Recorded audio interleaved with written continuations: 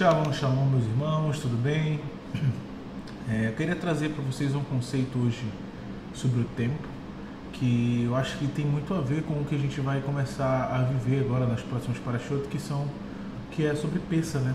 Sobre esse passar por cima, essa libertação que a gente passa nesse momento, tá?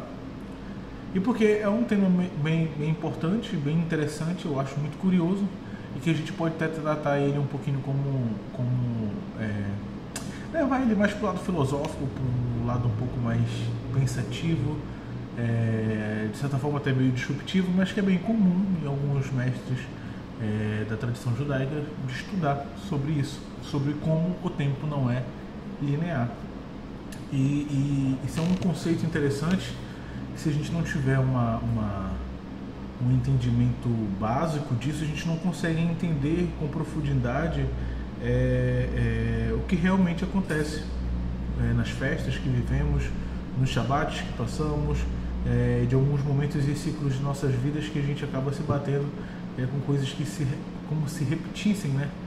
Mas é porque é como se a gente estivesse vivendo novamente algo que a gente sempre viveu durante todo o tempo, tá?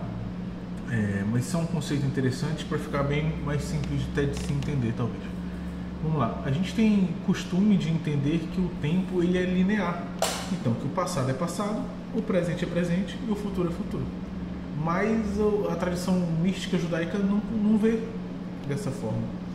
E existe um conceito na ortografia judaica chamado Vav conversor. O Vav é a letrinha que se parece com um gancho, né? Com um gancho. E o Vav, dentro da ortografia, ele tem a capacidade de modificar o tempo do verbo. Então, por exemplo, se eu digo assim, eu já estou indo no hebraico, se a gente trocar e adicionar o Vav conversor na frente do verbo estar, ele ficaria talvez eu estou indo ou já estou aqui. Então ele modificaria, né? Ele transmutaria a ideia do futuro no passado. E esse Vav ele não deixa de ser, na verdade, uma das letras mais místicas da Kabbalah, justamente por causa disso. Porque ele tem o poder de modificar o tempo das coisas. E da mesma forma a gente consegue verificar isso, né, em alguns estudos voltados mais para o messianismo, né, voltado para Mashiach ben Yosef, que no caso ele tem esse poder de acessar o passado e acessar o futuro, quando lá em Bereshit a gente diz que no início Deus fez os céus e a terra, e o Vav é utilizado para ligar os céus e a terra. O Vav também ele tem uma numerologia de 6, ou seja, o Gematria de 6, que representa o número de homem, então esse homem também a gente pode levar a entender como sendo Mashiach. Mas o porquê que isso é interessante? Você tem um conceito de que o tempo nada mais é do que uma criação humana. E eu quero que você pense, você reflita nisso como algo, como eu disse no início, algo mais filosófico. Porque se o tempo ele é realmente uma criação humana, não quer dizer que o homem criou o tempo, mas sim que essa percepção de tempo que a gente tem de 2025, 2026, 2027, 5.784, 5.785, 5.786 é uma concepção humana. Então essa concepção de tempo, esse tempo é uma criação humana. E entender isso é interessante e importante porque você consegue se desgrudar, se desvencilhar do passado, causando menos depressão. Porque uma depressão ela pode ser justamente o quê? O excesso de passado na nossa vida, né?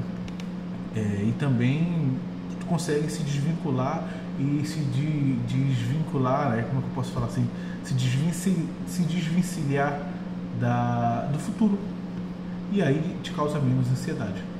Então isso não deixa entender isso, filosofar sobre isso, meditar sobre isso, pensar sobre isso, te ajuda a entender que o teu passado pode ser modificado, sim, e o teu futuro também pode ser modificado, sempre utilizando uma das artimanhas e dos artifícios mais poderosos que a gente tem dentro do misticismo judaico, que é o hoje, ou seja, as nossas atitudes hoje, elas refletem o que na verdade eu posso utilizar até outra palavra para ficar mais fácil. As nossas atitudes hoje, na verdade elas ressignificam o nosso passado e elas transformam o nosso futuro, fazendo assim com que a gente consiga modificar o nosso passado e o nosso futuro.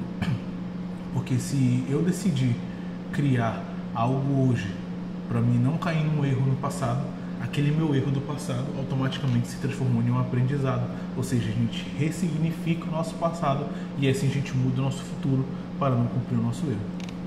Então é uma mensagem clara, simples, prática, que denota talvez um pouco mais de pensamento, um pouco mais de força filosófica para entender, mas que é basicamente isso. Você entender que o seu passado não necessariamente é ruim, porque você teve traumas, todos nós temos traumas, todos nós temos decepções, que na verdade quando você modifica as suas atitudes hoje por causa daqueles traumas e daquelas decepções, você está ressignificando o seu passado e assim você está transformando o seu futuro da mesma forma como o vaso faz dentro da ortografia hebraica. Então esse é um pouquinho desse conceito que eu queria trazer para vocês, que a gente consiga entender as próximas festas como uma ressignificação da nossa alma, uma mudança do passado na nossa alma e assim modificar o nosso futuro com as atitudes que a gente toma hoje. Então viva o hoje, viva o momento após momento, com muita sabedoria, com muito entendimento e estudando, porque é esse estudo que vai ressignificar, como eu já disse várias vezes nesse vídeo, o seu passado e modificar totalmente o seu futuro.